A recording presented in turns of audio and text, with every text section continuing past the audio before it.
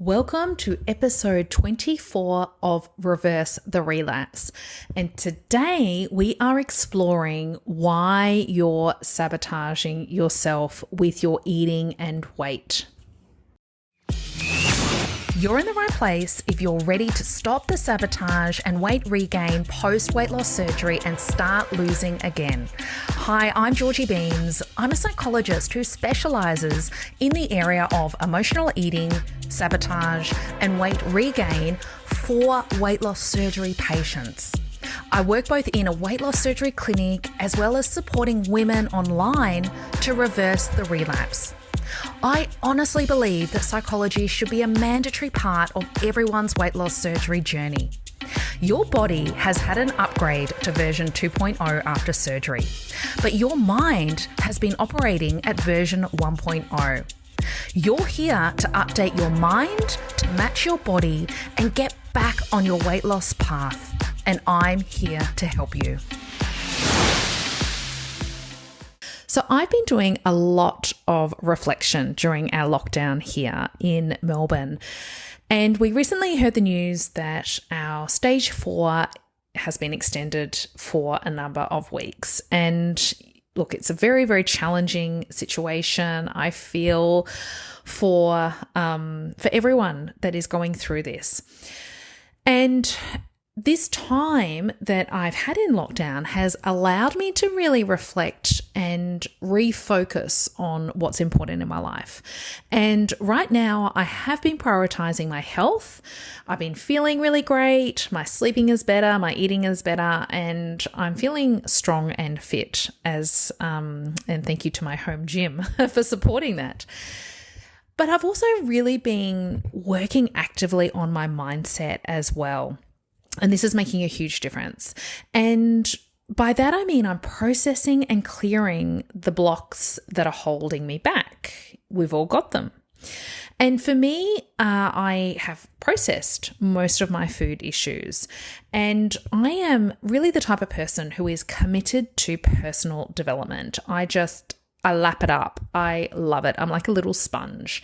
And I'm always looking for opportunities to do better, to feel better, and to have a greater impact on the world with my work as well. And many clients ask me, Georgie, will I need to work on my food issues for the rest of my life? And the answer is no and yes. So I'm going to be honest with you. It's a yes, because there is work to be done on your food issues, because they don't just disappear, regardless of whether you've had surgery or not, particularly if you have been struggling with your eating and weight for years, if not decades. But the work is short term, and it doesn't need to be long, and it doesn't need to be hard.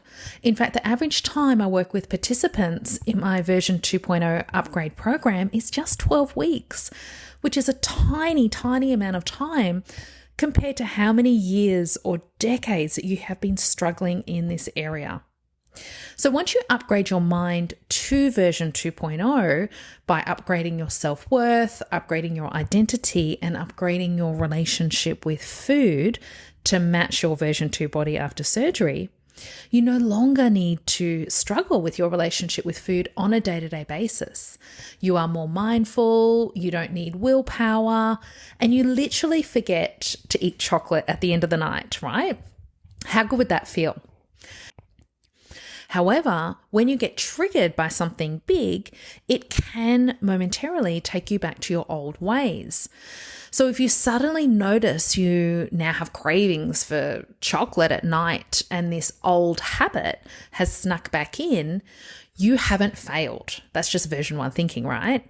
But it does mean that you've just been triggered, and you reflect, you find the trigger, and you process and you clear it. And guess what? You no longer feel like the chocolate again at night. So here's the thing about triggers. There will always be triggers, because that's just life, right? Whether they're small triggers like your partner leaving towels on the floor or not making the bed, not that I'm pointing a finger towards my lovely husband, although he doesn't listen, so maybe I can, or your kids having a meltdown, to big triggers like relationship breakdowns or sickness. And let's be honest, passing of our loved ones, right? It's the cycle of life. So for me now, I don't need to work on my food issues unless I am triggered, right? Which is like a one-off, like stage 4 lockdown. But now I'm looking for other ways that I might be sabotaging myself. So here's what I work on now. And my key area that I've identified for myself with sabotage is around hiding and visibility, both personally, like in my personal life with friendships, etc., and definitely professionally. So this kind of plays out for me that if the spotlight is on me, I can easily hide away and often want to run away, like that fight, flight, or freeze mode. And for me, the sabotage looks like staying safe, staying in my comfort zone, not being too much. And I'm unsure if you can relate to all of this. But it then comes out in behaviors like, I'll spend too much time on social media. I'll give my power away to others. I will allow external events to affect how I'm feeling. And then I start doubting and questioning myself. And the reason why we can't escape our sabotage is this. So we are the sum of many parts. We all have these different parts within us. We have the part of us that wants the best for us, and yet another part that wants to stay safe. There's a part of you that signed up to weight loss surgery wanting to change, wanting to do your best, wanting to get the best possible result. But yet there's another part of you that can't say no to chocolate every night, even though you don't want to eat it. This is how sabotage plays out. And this sabotage part of us is actually trying to serve a protective and positive role, believe it or not. And this protective and positive role is to keep us safe and to keep us comfortable and to keep us protected. Now, if we aren't aware of this saboteur within us, then it will always win out. And this can make us feel really powerless. And the thing is, we can't change from a place of powerlessness, right? So I want to encourage you to see your challenges with eating and weight as a sabotage issue too. Just like my issue with visibility and hiding is nothing more than a sabotage issue. It's how you are playing small and hiding, and when you're not plugged into your personal power, right? Maybe the word that comes up a lot for me is tolerating and mediocrity. This is sort of what that looks like when we're in that sabotage, when our saboteur is winning. So here's the truth about all of this. We like to think that our issue is solely about food and weight. Like, the whole calories in and calories out, or, I just love chocolate too much, and all these other stories that we tell ourselves. But if you weren't sabotaging yourself with food, it would be something else. For me, I'm aware of how I'm sabotaging myself because I've dealt with my food issues. It's now coming out in another area. And that's how sabotage works, because there's always that part of us that wants to keep us safe and keep us protected and in our comfort zone, especially when we try something new, especially when we take a risk or we put ourselves out there or do something really positive for ourselves. So please don't think once you fix your eating and weight issue that there'll be never another reason to sabotage again, or everything will suddenly go away. You'll just find another way to sabotage yourself. But the good news is we can recognize this sabotage for exactly what it is. It's a part of us that is overprotective now, right? It might have served a good purpose back in the past, but now when we're ready for change and we're ready to step into our personal power and thrive and lead our version 2.0 life, it no longer serves us. We need to recognize it, and the good news is we can clear it. So here's your transformation takeaway. I want you to ask yourself, how am I sabotaging myself with my eating and weight? What is the payoff or the benefit from sabotaging myself in this way? Now, your conscious mind will try to tell you that there's no payoff and, of course, there's no benefit here. I don't like it. I want to get rid of this part.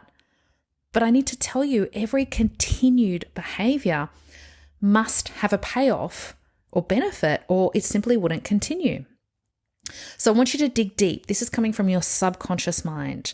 There's a part of you that wants to sabotage yourself. So dig deep. How is your eating and weight keeping you safe, small, protected, and in hiding, tolerating, leading that mediocre life?